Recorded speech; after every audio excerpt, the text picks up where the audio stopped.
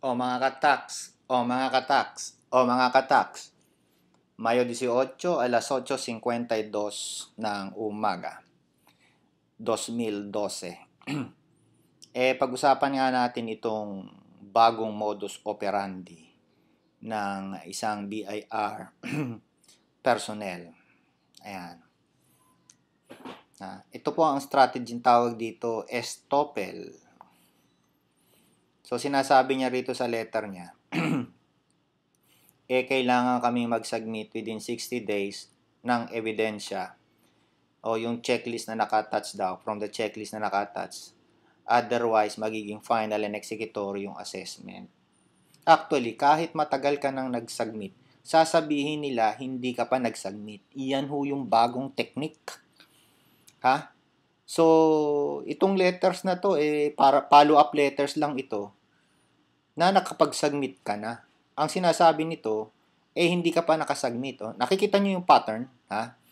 Nag-submit ka na within 60 days from the date ng iyong protest.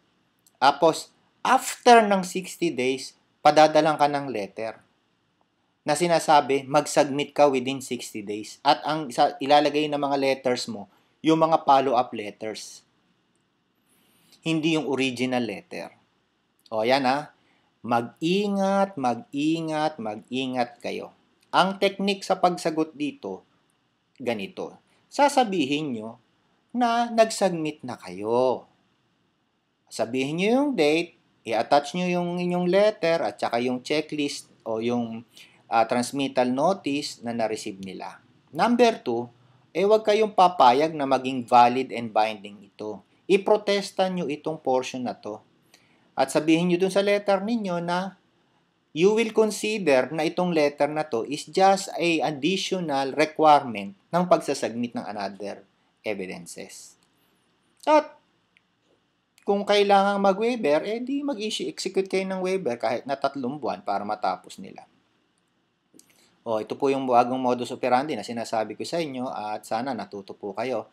At sa muli, sinasabi ko po sa inyo na magtulong-tulong tayo para proteksyonan ng inyong mga karapatan bilang taxpayer. Maraming salamat. Ito po ang inyong Ka-Tax ETM.